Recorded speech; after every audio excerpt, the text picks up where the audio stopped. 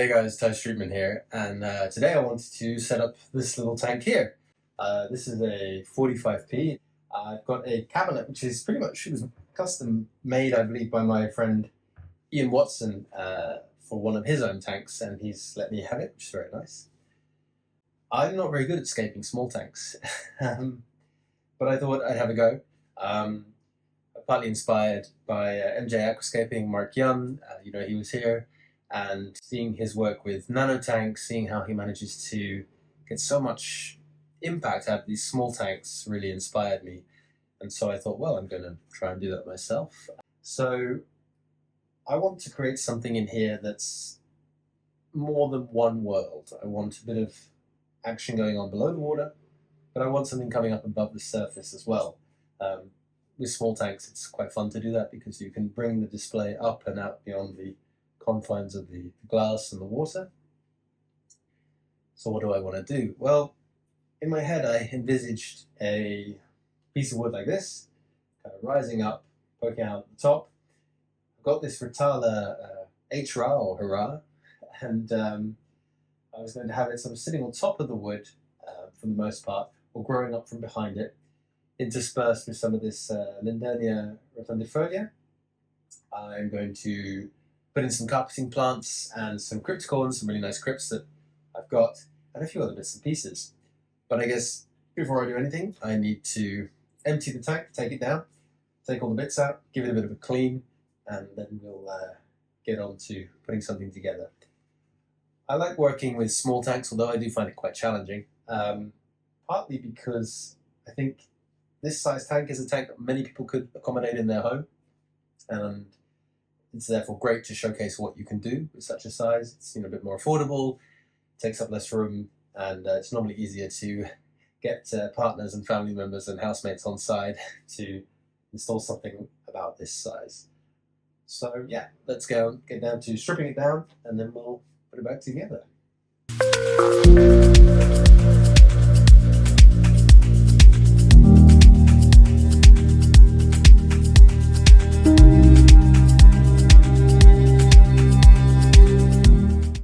So now we have an empty tank of nice blank canvas. This tank is a bit scratched, it's a bit battered, it's seen better days. It's got watermarks on and all the rest. Doesn't matter. Once it's full of plants and fish, it's going to be a really nice space, I think. Because of its small size, our view is going to be pulled right into it, our attention is going to be drawn into it.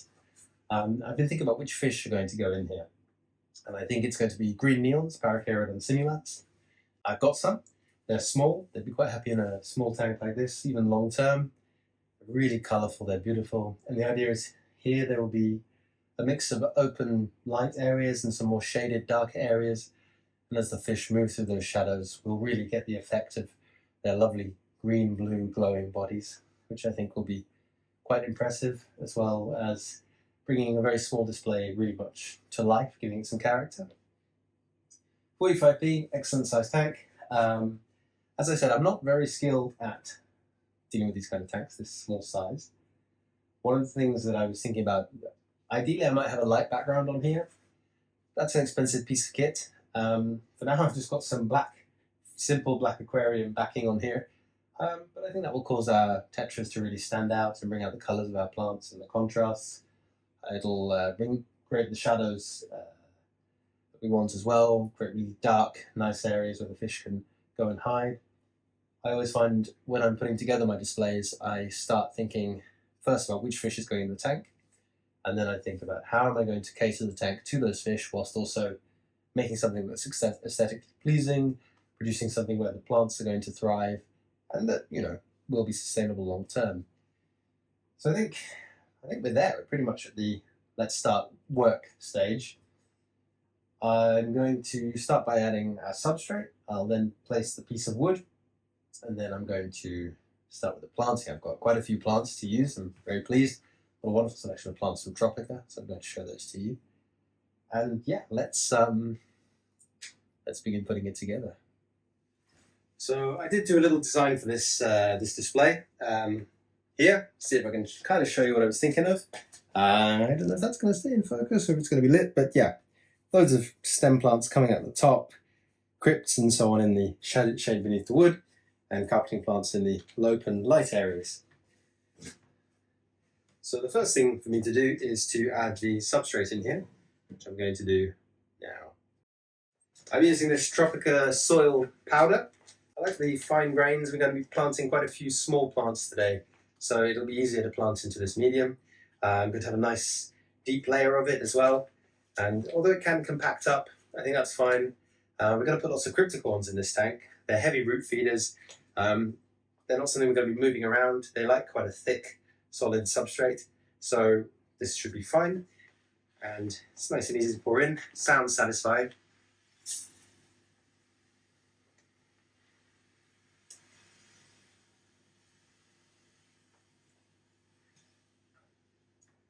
Pour in that bit first. My strainer, intake strainer, sits a little bit low, but that's alright. We'll just a bit of soil under there and even it out. Just have a look how it looks in front. One thing I've been learning is, like, although it might not be to everyone's taste to have so much soil in the tank, when it comes to planting, it makes it so much easier, and long term it's better for the plants anyway. So although this is a small tank, we're using quite a bit of substrate.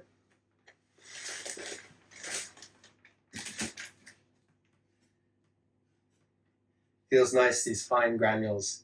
I know George Farmer always talks about touching the products, the materials you're using is nice. Feels earthy. How's that? Spread that a little bit. You know, some people are very, they have to have an exact clean line down here and it all has to be perfectly level.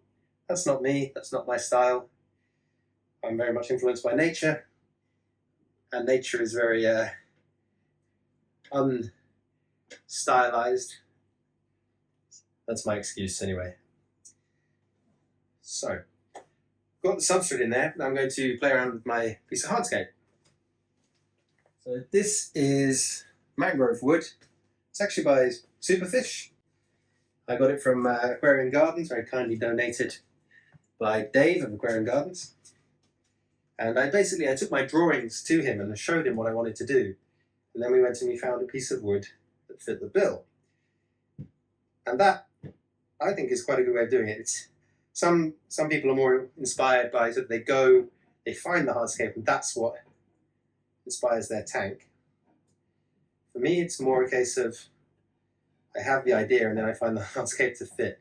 But if you find a really nice piece of wood and you want to change your mind a little bit, there's no reason that's not possible. Let's see how that goes. That's the outlet's going to here. I wanted this wood to come a little bit out of the tank. Maybe not quite so much, maybe like this. Make sure you come round to the front of the tank when you're doing this and look how it sits. So it takes up sort of a bit over a third of the display and it's slightly angled. I sort of want it angled a little bit more, but once it's planted up, you're not going to see most of this structure anyway. It gives us a bit of an open area. It gives us that cover which the fishes can use and hide in and feel more secure with. So, got a lot of cool plants. I'm going to show them to you.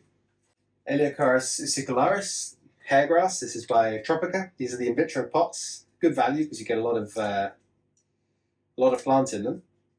And I've got, I think, 2 or 3 of these that I'm going to use.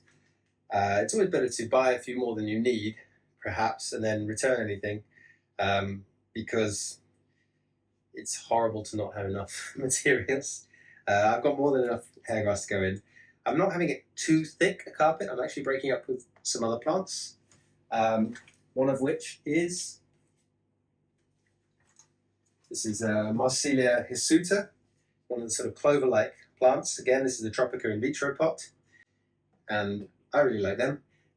That will sort of break up the thick carpet of the hairgrass and stop it looking a bit uniform and samey. So I'm going to start with planting those 2 in, and then we're going to work from the bottom up, which I think will be the best approach here. So I'm going to move this light forward, and let's get to it. So I've taken the hairgrass out of one of the gel pots. You see it's like this, and some people break them up into really, really tiny little groups of the plants. I am not going to be quite so delicate. I've got a lot of it that I can use. So I'm just tearing off groups of plants in the chain. And then we can plant that up.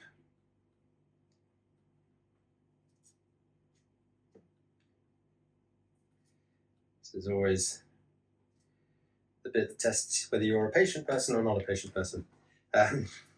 Very large tanks, you don't even need to break these up. If you've got lots of pots, you can just plant the whole pot in. I don't think we need to be quite so wasteful today. We can just tear some up, but I'm tearing them into fairly big, like I said, big chunks. But I'm still using quite delicate tweezers. And before I do anything, I'm going to moisten the substrate. So I'm just going to spray some water on the substrate. It's going to make it easier to plant into. Nicer for the plants as well. They don't go into dry, dusty soil. They go into something that already has a bit of humidity, a bit softer for them.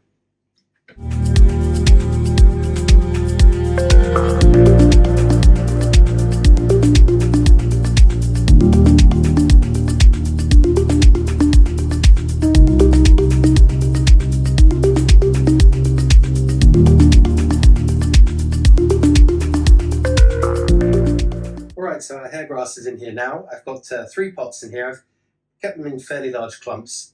Eventually they'll form a carpet. I've not planted them beneath the wood or around in the back here because that's going to be too shaded. They will be much happier out in the light. We've got the Marsilia hirsuta. I love this plant. Like I said, it's sort of a bit like four-leaf clover.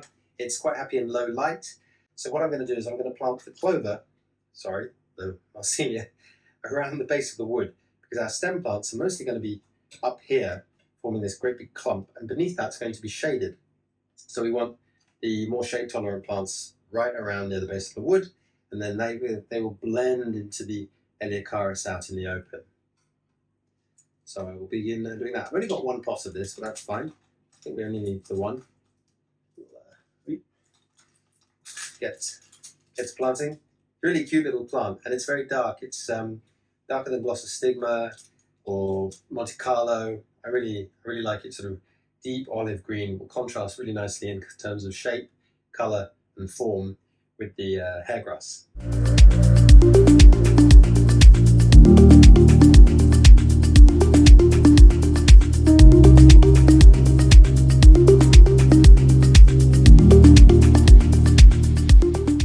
So I've planted in my Marsilia, the bulk of it kind of around the base of the wood, as I said, in the areas it's going to be more shaded. So now I'm quite excited. I get to use one of my absolute favourite plants, which Tropica have now brought out. This is Cryptocorn Nurai. Beautiful, beautiful plant. Gets sort of dark olive, purplish, sometimes reddish leaves with these lovely little striations that can be from a pale green to a sort of light khaki colour, sometimes even purplish. Really, really nice, really characterful plant. Quite a not too slow growing, about as similar as Cryptocorn wentai. Originally, this is a Malaysian species. It's a naturally occurring hybrid, I believe. So I've got 6 pots. I think I'm not going to need more than 3. If that, I've got it in the tissue culture, so you get lots of plantlets. And I'm going to plant them around the base of the wood, but also perhaps a little bit out and beyond. We'll see, getting sparser beyond the wood. And they'll be quite happy being shaded by the stem plants up here. But I don't want to leave them too much in the dark. So I'm going to start planting those out and see how we go. The thing with the gel pots, take them out of the cap, and you can pull this out. And they've got this sort of slimy, smooth, sticky base. All the roots, they've really got good root system here. There's loads of little plant that's bound together. And the thing is you can either cut it, but I prefer to pinch it. Find the base of the rhizome, the thickest part at the bottom, and then without breaking too much of the stem or trying to knock off any leaves, which is what I've just done here. Oh, there you go. I lost a leaf, but there is one plantlet. So we would plant that wherever we want to put it. I'm going to plant that one there. First one in, only 100 and something more to go.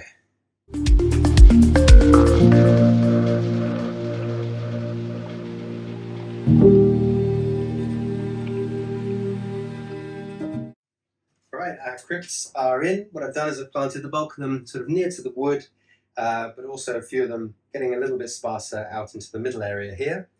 So there's going to be a bit of a flow, triangular shape in here. I have all this Rotala HRA. Now, I'm not going to even plant it into the soil. I've got this big clump of it. I'm just going to shove it back behind this piece of wood here and wedge it against the wood in the back of the tank. Let it flop forward over the wood. So I'm hoping that's going to work. We'll find out. So stem plants like this Rotala don't actually need to be planted into soil. You can wedge them behind things and the roots can pull in nutrients from the water column as long as you're adding, good fertilizers. I am going to see if I can just push this in right behind the wood. You've got to get this tangle of roots beneath, and actually I really like that. It's a habitat for the fish. Kind of looks sort of cool. It's going to wrap itself around our wood.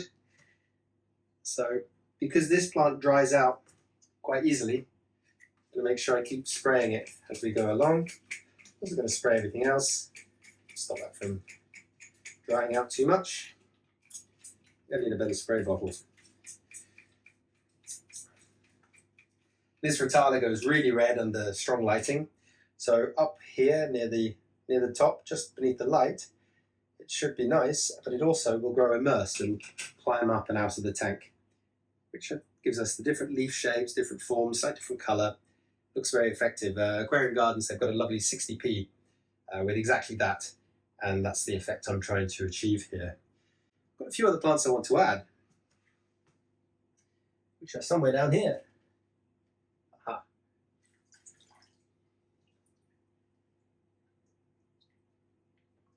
One of them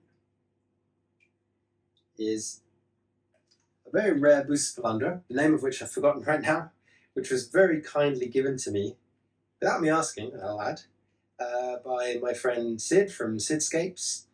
And it was very precious to him, and he wrote me a lovely letter in which he basically said, if there's something you value and treasure, the way to value it and treasure it even more is to share it with people who perhaps share your perspective or share your interests and your passions. And I thought that was really, really nice. So I'm going to use it in here. Now I could glue it, but I think I'm just going to gently wedge it in this little crevice here. So it'll get some light, but not too much. And we'll see how it does. You can always move it easily. The other plants I'm going to put in down there, I've got some Schismatoglossus rosea spatha. It's different from the usual Schismatoglossus, which name I've forgotten right now. Prietoi, is it? It's got these very long sort of arrow-shaped leaves. It grows incredibly slowly. And again, I'm not quite sure where I'm going to put them. I could glue them on here. I'm just a bit reluctant to glue anything, but partly it's laziness, partly it's in case I want to easily move them. So this one I'm just going to wedge them in a crevice in the wood there. Sid also sent me a very rare moss. Again, the name of which I can't remember right now, but I will find it out. I'll put it in the video description, along with the name of the Bucephalandra. And I was going to put more moss on this wood, but I think we're just going to put this little piece in. I'm going to put it in near the Bucephalandra behind the rosea spatha, lower levels, and we'll see if it creeps. I've just sort of wedged it in. Again, you can glue the mosses. Most mosses don't mind being glued at all. This one, I'm not sure. So I'm going to put it here. It'll get some light, not too much. This tank is sort of made up of bits and pieces I've been given and received, which is very nice.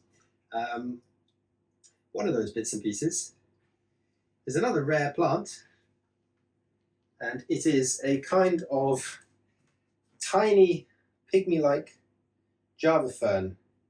And This was given to me by Pete Cookson of Riverwood Aquatics very kindly a while ago. It was in my big 1500 lost amongst all these other Java ferns, and it was basically not going to survive. I might glue that one because otherwise it's going to be tricky to get it to fix on. So no nonsense super glue. You can use super glues, just check that they're not toxic fish. Gel glues are better than the very liquidy super glues because liquid ones run and then they leave these white streaks all over your hardscape. The gel ones don't run. Don't need a lot, just enough to adhere this little pad to the wood. Where are we going to stick it? I think maybe just here. We're almost there with planting actually. What I've got in here is some Lindernia rotundifolia. These are originally cuttings from aquarium gardens, and I'm going to push these in amongst the Rotala just using the small tweezers that I've got, with the idea that they will add some extra textures and shape, and it grows immersed very, very nicely. Oh, it's all fallen into the tank. All right, that's okay. Just a few, just to diversify colours and the shapes. The thing with immersed plants growing, stem plants growing immersed, most of them you can easily chop them back if they get too dense. And because this light doesn't sit very high, I'm not going to let the plants go too crazy, because then they'll grow out of the light and they will not be happy. It's really tempting. I'm always the one to try and put all the plants you've got in the display. Sometimes less is more. Usually more is more, but sometimes less is more. Let's give this a spray again. Keep everybody happy. Do the best we can. I've got some Amania, it's not Senegalensis, Amania crassicale. It's the African stem plant. Got one or two stems that I pulled out in 1500, and I'm just going to push them in as well. Slightly bolder, larger in shape. They'll grow immersed quite happily. That's going to be something to contrast with all the finer textures of the Rotala and the rounded forms of the Lindernia. Aha! Here was the remaining Schismatoglossus. I knew he was in here somewhere. You know what we might do? We might glue the Schismatoglossus after all onto here. There's nothing going on that piece of wood, on that branch.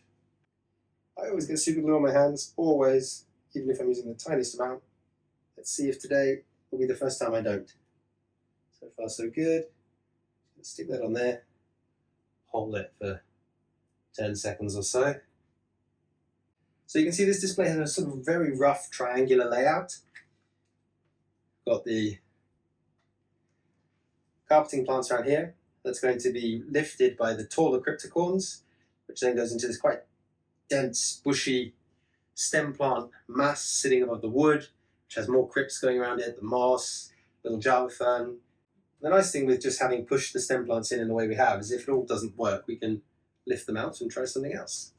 I think we're pretty much ready for filling. It's a small tank, a lot of water can stir things up, so let's use a plastic bag to diffuse the water so it doesn't cloud things, it doesn't stir up the substrate too much.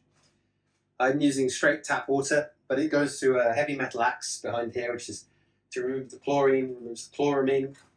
I do have access to rainwater as well. When I did my book project, I was using normally 50% rainwater, 50% tap, and the rainwater was preheated in a big tank back there, and pre-aerated, preheated. Here I've got a hot and cold tap, so I can mix in a bit of hot water. Water goes in at about 22, 23 degrees. that stops the plants getting shocked. You can fill it with straight cold, but I find it's kinder to your plants and normally guarantees that they'll bed in better if you don't chill them straight away. So let's see, this shouldn't take too long to fill up. It's really nice to have this space behind to stand behind here. When I did my book project, all the tanks were kind of right up against the wall. There was no room, and being able to get behind is really quite a luxury. Get the bird's eye view. I've got this 30cm cube. That's the tank we're going to do next time. It's just holding some Crypticum Wenti green and some Anubias, a bit of moss. I think it's going to be a moss-based display. Maybe a few other little bits and pieces in there, but we'll see how we go. Mark Young from MJ Aquascaping was here, and he's always inspiring me with his nano display. He's very good at getting a lot out of a small tank. So maybe I'll watch some more of his videos, get some inspiration before I embark on this project. Right, keeping my eye on here. I'm very good at flooding, flooding the room. There's a laminate on top of a concrete floor, a laminate on wooden bats down here that I put down when I turned this garage into the studio for the book project and now the gallery. And the poor laminate floors had so much water on it and the wood beneath it, the wooden battens, that it's like the Himalayas. It's super uneven. And my friend Steve Baker very kindly helped level all the tanks in here. But no doubt I'm going to pour more water on here over time. Right, taps off. Very gently take this out.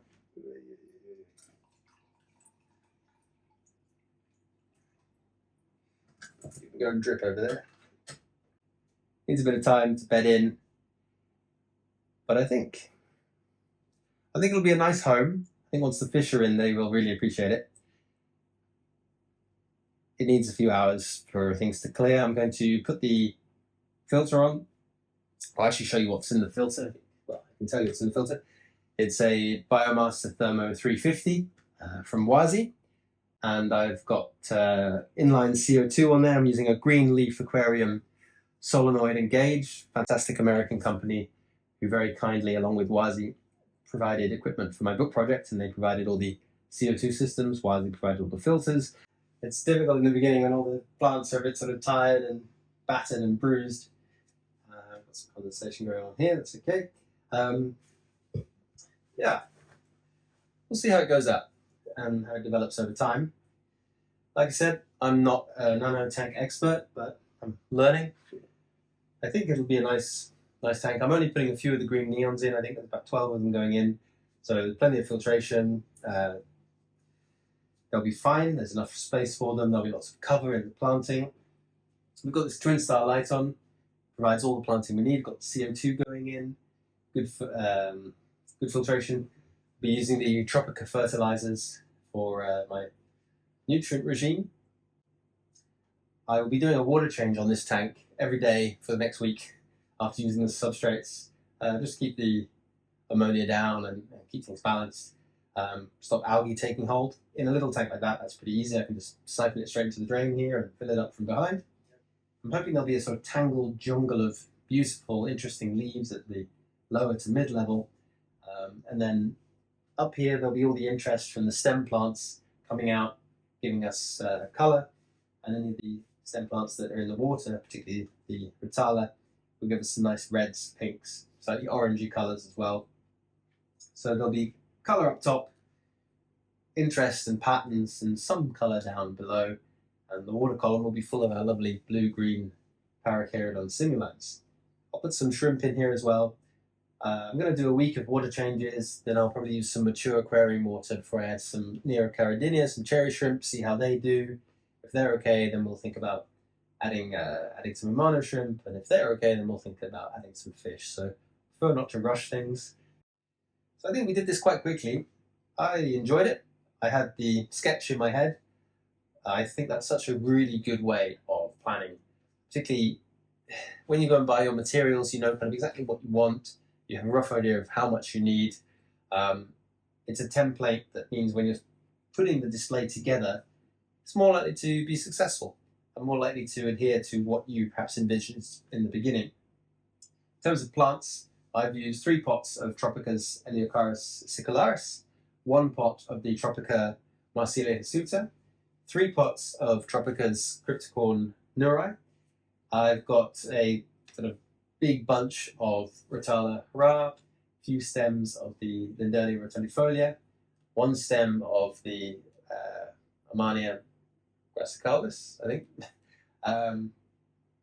3 of the little Schismatoglottis rosa, the tiny portion of the miniature Java fern, and the portion of moss, as well as Bucephalandra. Yeah, I've not gone crazy with plants, but I think it's going to fill out really nicely. And I'm excited to follow the story of this little tank and see what happens. Thank you very much for joining me today. Like I said, next time we're going to be looking at doing this 30cm cube. I'm thinking a moss-scape. Mark Young said, looks good, doesn't work. No, looks good, involves lots of maintenance, which is true, but that might be a good challenge for me to try anyway. Thank you very much, everyone. I hope you have a really nice day. Take care.